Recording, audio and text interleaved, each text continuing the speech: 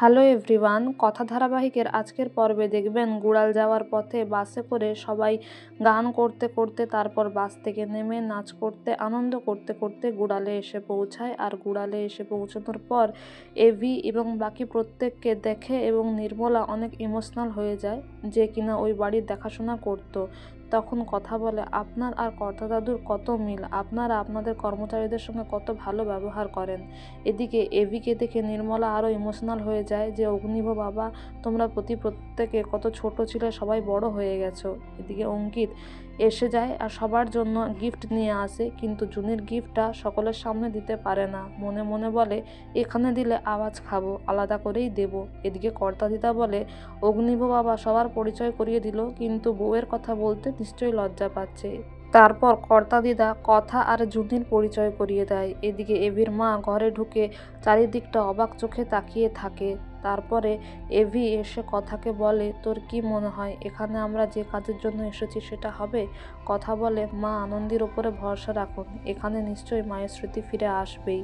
তারপরে ছোটকা আসে, বলে তোমাদের জন্য সারপ্রাইজ নিয়ে এসেছি। তারপর নূপুর মানে কাকিয়াকে সবাই দেখে খুবই খুশি হয়। আর এদিকে এভির বাবা, তার কাকু, তারা ছোটবেলার স্মৃতি, পিঠে পুলি সব মনে করতে থাকে। সবাই তাদের পুরনো স্মৃতি মনে করে আনন্দ করতে থাকে।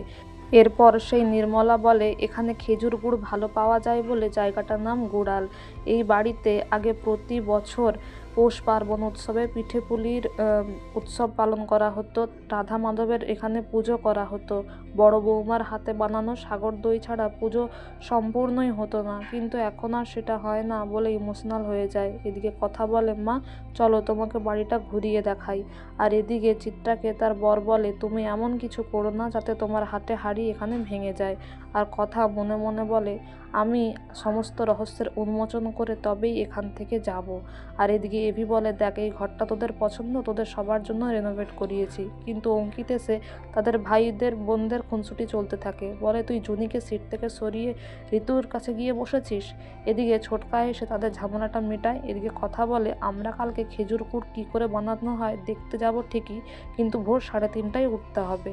এদিকে আগামী পর্বে দেখবেন কথাকে এভিকে সেই নির্মলা বলে, তোমরাই রাধা মাধবের বিগ্রহ প্রতিষ্ঠা করো আর পুজোর কাজ সম্পন্ন করো।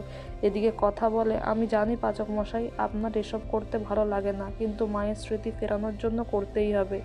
এভি বলে, আমিও দেখতে চাই মায়ের স্মৃতি কীভাবে ফিরে আসে। তো বন্ধুরা, এই ছিল আজকের update. Thank you for watching the video. Thank you.